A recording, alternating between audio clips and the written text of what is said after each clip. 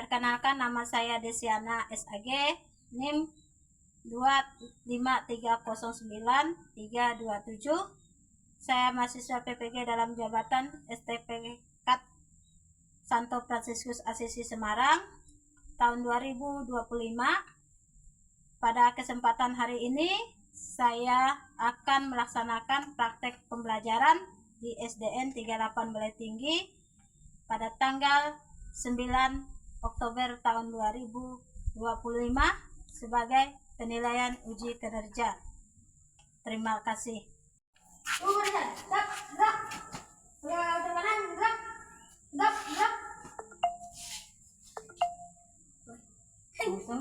Masuk.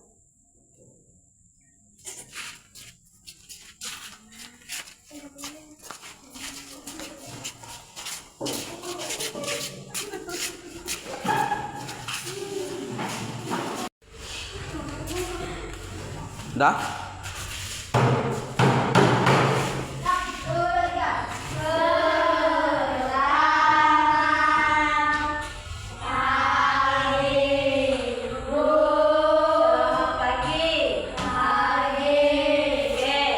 Selamat pagi semuanya. Selamat kembali di kelas istimewa ini. Nah, Ibu harap semuanya pasti hadir semua dan siap mengikuti pelajaran kita pada hari ini. Dan sebelum itu kita memulaikan pelajaran kita dengan doa.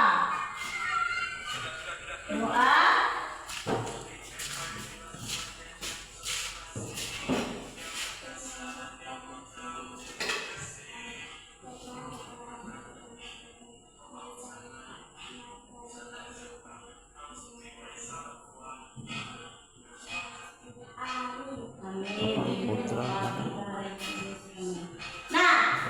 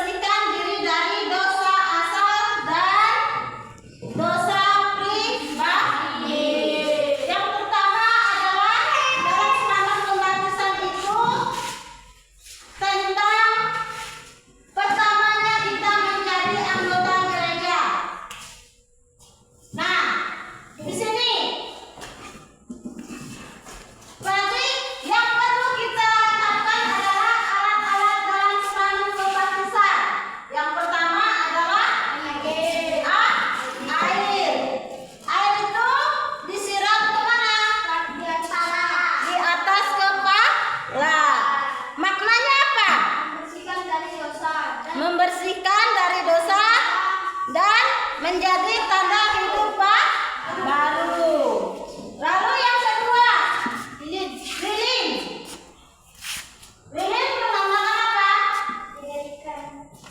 Kristus adalah terang dunia. Kristus adalah lilin diberikan kepada orang tua atau paling bagus kita. Maknanya Kristus adalah terang dunia. Berarti kedua orang tua kita ini harus membimbing kita, ya. Berarti lilin itu melambangkan orang tua kita adalah sebagai membimbing kita supaya kita menjadi anak yang baik. Lalu yang ketiga,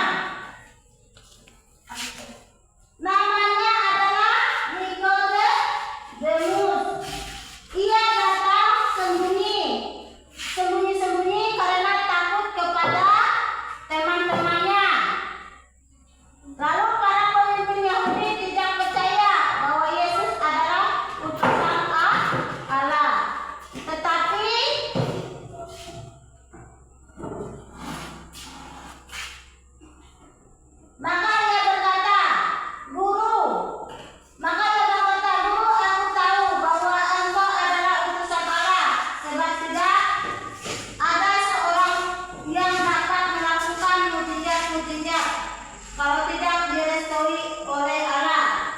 Maka izinlah aku belajar darimu. Maka Yesus berkata, karena kelahiran sebagai seorang Yahudi, kalian merasa diri suci. Tetapi ketahuilah bahwa kalau tidak dilahirkan kembali, bagaimana mungkin aku bisa dilahirkan kembali? Apalagi aku sudah tua. Yesus menjawab, kamu harus lahir kembali dari air dan roh, supaya dapat masuk ke lahiran dan roh, lahir dari roh dan roh. Tetapi guru, bagaimana caranya? Lalu Nikodemus bertanya lagi. Maka Yesus menjawab, engkau adalah pengajar Israel, tetapi tidak mengetahui caranya. Mengapa kalian tidak percaya ketika aku mengatakan apa yang kulihat, dan bagaimana kalian akan percaya ketika aku mengatakan hal-hal surgawi? Sesungguhnya tidak ada orang yang pernah ke surga selain Dia yang telah turun dari surga, yaitu Anak Manusia. Anak Manusia, Dia akan ditinggalkan supaya setiap orang yang percaya kepadanya memperoleh kehidupan yang kekal. Allah begitu mengasihi dunia hingga dunia ini sehingga Ia menurunkan anak-anaknya yang tunggal supaya setiap orang percaya kepadanya tidak binasa, melainkan memperoleh kehidupan yang kekal. Allah mengutuskan anaknya untuk menyelamatkan dunia ini. Siapapun yang percaya kepadanya akan hidup dalam terang, sedangkan yang tidak percaya kepadanya akan hidup dalam kegelapan. Orang jahat hidup dalam kegelapan supaya perbuatannya tidak dilihat, tetapi orang-orang benar akan datang kepada terang supaya kelihatannya bahwa perbuatan-perbuatannya dilakukan dalam Allah. Nah, isi dalam teks kitab suci ini menegaskan bahwa siapa sih Nikodemus itu? Nah, Nikodemus ini adalah siapa? Orang yang selalu percaya kepada Tuhan. Mengapa ia menemukan Yesus di waktu malam? Karena ketakutan pada teman-temannya. Lalu apa yang diajarkan kepadanya? Apa yang diajarkannya kepadanya? Ayo, apa yang diajarkannya? Harus percaya kepada Tuhan. Nah, di sini penegasan Yesus, atau kita ambil dari Injil Yohanes tadi, menceritakan percakapan antara Yesus dan Nikodemus, seorang Faris dan pemimpin Yahudi. Nah, pesan utamanya adalah yaitu kelahiran kembali. Berarti tadi materi kita tentang sakramen pembaptisan. Nah, berarti kalau kita sudah dibaptis, berarti kita sudah menjadi anggota gereja Katolik, menjadi anggota baru. Kalau kita belum dibaptis, kita belum menjadi anggota gereja, belum sah menjadi pengikut Yesus. Kalau kita sudah dibaptis, berarti kita sudah menjadi anggota gereja Katolik. Nah, Yesus menekankan kita dalam kelahiran kembali, berarti kita melihat masuk dalam kerajaan Allah. Kelahiran kembali